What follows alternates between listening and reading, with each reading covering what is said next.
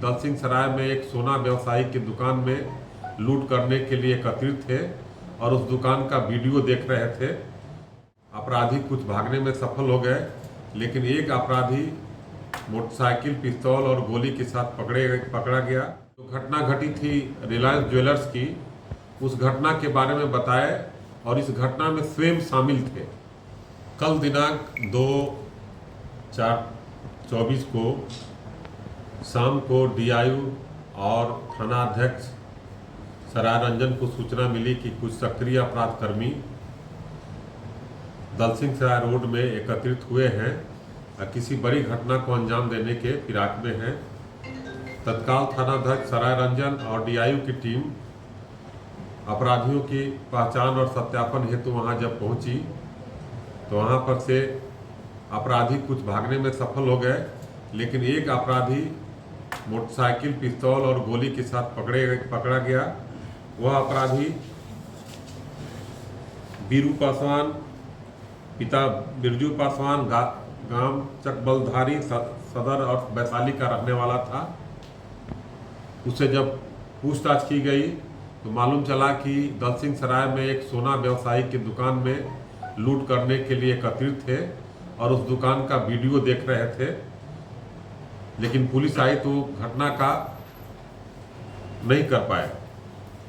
इसी क्रम में जब उनसे विस्तृत रूप से पूछताछ की गई तो वो अपने साथियों का नाम बताए और एक कांड का उद्भेदन किए।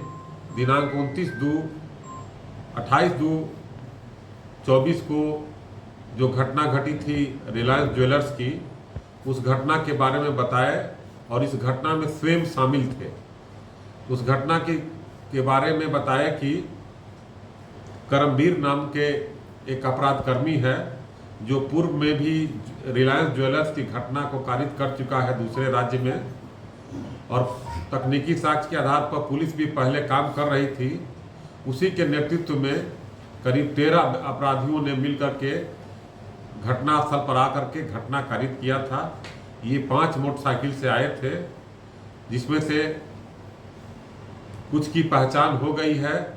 नामजद जो अंदर में घुसे थे सबके बारे में बताए हैं।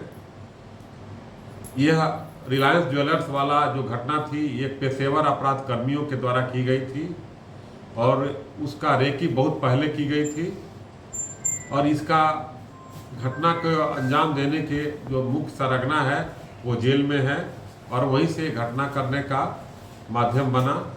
ये लोग सभी शाम को करीब 5-6 बजे के आसपास ये लोग जुटे थे पटोरी के पास और वहां से एकत्रित होकर के ये मोटरसाइकिल से आकर के रिलायंस ज्वेलर्स का घटना किए। इसमें इसकी क्या भूमिका थी? ये घटना में खुद शामिल थे और पीओ पर आए थे। तकनीकी साक्ष्य भी पुष्टि हुई है और जब इनका स्वीकारोक्ति बयान का सत्यापन कराया गया तो ये जैसे जैसे घटना हुई थी उसके घटना को बताए, और साथ ही जो अपराधी अंदर गए थे उनकी भी पहचान इन्होंने की। वहाँ भी पुलिस के द्वारा छापामारी की गई और वहाँ से जो सीसीटीवी फुटेज मिला था और जब अपराधी के घर पर छापामारी की गई तो वो वही व्यक्ति थे जो सीसीटीवी में अपराध करते हुए दिखाई दिए हैं। करमवीर भी वैशाली जिला का रहने वाला है। वो सक्रिय अपराध कर्मी है। पहले कई बार जेल जा